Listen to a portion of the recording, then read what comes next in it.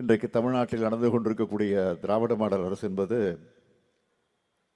தேர்தல் நேரத்தில் என்னென்ன உறுதிமொழிகளை சொன்னோமோ, வாக்குறுதிகள் எடுத்து சொன்னோமோ, நாங்கள் ஆட்சிக்கு வந்தால் என்னென்ன பணிகளை நிறைவேற்றுவோம் என்று மக்களிடத்தில் உறுதி தந்தமோ, வாக்குறுதி தந்தமோ, அதையெல்லாம் இன்னைக்கு நிறைவேற்றி கொடுக்கும். 1-2 இருக்கு, இல்லைன்னு சொல்லலை, அதை மறுக்கலை.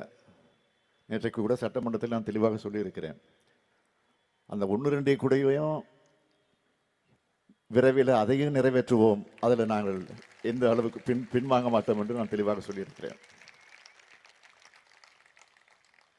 கலைஞர் மகளிர் உரிமை திட்டம், ஆரம்ப பள்ளிக்கூடங்கள் படிக்கக்கூடிய குழந்தைகள் காலையில் பள்ளிக்கூடத்திற்கு செல்லுகிற போது அவசரமாக அவர்களை தயார் செய்து காலை சிற்றுண்டி கூட தர முடியாத சூழ்நிலைக்கு ஆளாகி அந்த குழந்தைகளை கொண்டு போய் பள்ளிக்கூடத்தில் விட்டுட்டு அதற்கு பிறகு ஒரு பெற்றோர்கள் வேறு வேலைக்கு செல்லுவார்கள். கூலி வேலைகளுக்கோ அல்லது எங்காவது வேலை செய்ய வேண்டிய இடத்திற்கோ சென்று விடுவார்கள். ஆக இதையெல்லாம் உணர்ந்து பார்த்து ஒரு முறை நான் ஒரு பள்ளிக்கூடத்தில் சென்று ஆய்வு செஞ்சப்போ ஒரு குழந்தை சோர்வாக உட்கார்ந்து இருந்தது பள்ளிக்கூடத்தில். ஏன்பா சோர்வாக இருக்க, உடம்பு சரியில்லையான்னு கேட்டேன். இல்லையா சாப்பிடல அப்படின்னு. காலை சாப்பாடு சாப்பிடல. ஏன் சாப்பிடலன்னு, எங்கள் அம்மா வேலைக்கு போகிறாங்க, அதனால் சமைக்க முடியல அப்படின்னா. உடனே எனக்கு உயிர்த்துச்சு. அப்போ தான் மதிய உணவு திட்டம் நடந்துகிட்டு இருக்கு. இந்த மதிய உணவு திட்டம் என்பது திராவிட இயக்கம் தொடங்கிய காலத்தில் உருவாக்கப்பட்டுச்சு. சர்பிடி தியாகராயர் அவர்கள் மதிய உணவு திட்டம் என்ற பெயரில் அறிமுகப்படுத்தி கொண்டு வந்தார். அதற்கு பிறகு பிறந்தவர் காமராஜர் அவர்கள் அதை சீர்படுத்தி இன்னும் சிறப்பான வகையில் நிறைவேற்றி தந்தார். அதற்கு பிறகு மறைந்த எம்ஜிஆர் அவர்கள் சத்துணவு திட்டம் என்ற பெயரில் அதை பிரபலமாக்கினார்.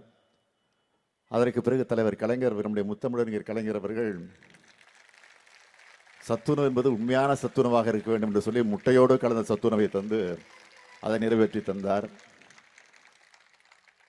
அதே போல நாமும் ஒரு திட்டத்தை கொண்டு வர வேண்டும் என்று முடிவு செஞ்சு காலையில் வீட்டில்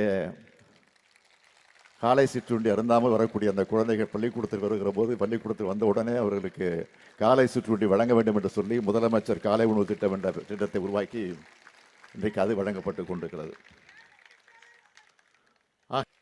ஏற்கனவே தலைவர் கலைஞர் 5 முறை ஆட்சியில் இருந்தாச்சு.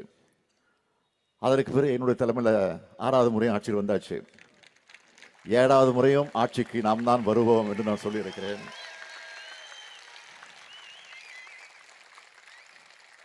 இது ஆட்சிக்கு வரணும், பதவி சுகத்தை அனுபவிக்கணும், பந்தாவாக இருக்கணும், அதற்காக அல்ல.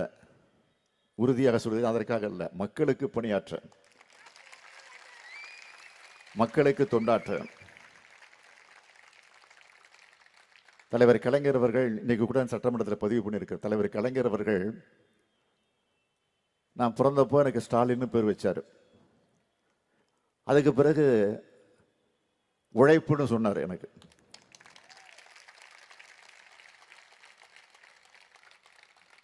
காரணம் தலைவர் கலைஞர் அவர்கள் உழைப்புக்கே ஓய்வு கொடுத்து ஓயாமல் உழைத்துக் கொண்டிருந்தவர் நம்முடைய தலைவர் கலைஞர் அவர்கள். ஆக அவருடைய மகனாக இருக்கக்கூடிய இந்த முத்துவேல் கருணாநிதி ஸ்டாலின் என்றைக்கும் மக்களுக்காக உழைப்பான், உங்களுக்காக பாடுபடுவான், இந்த தமிழ்நாட்டிற்கும் தமிழ் சமுதாயத்திற்கும் தொடர்ந்து உழைத்து கொண்டே இருப்பான். உடலில் கடைசி உயிர் இருக்கிற வரையிலே இந்த தமிழ் இனத்திற்காக உழைப்பான் என்பதை மாத்திரம் இந்த இனத்தில் எடுத்து சொல்லி இங்கே குழுமி இருக்க குடும்பங்கள் அனைவருக்கும் என்னுடைய இனிய பொங்கல் நல்வாழ்த்துக்களையும் தெரிவித்து விடைபெறுகிறேன். நன்றி, வணக்கம்.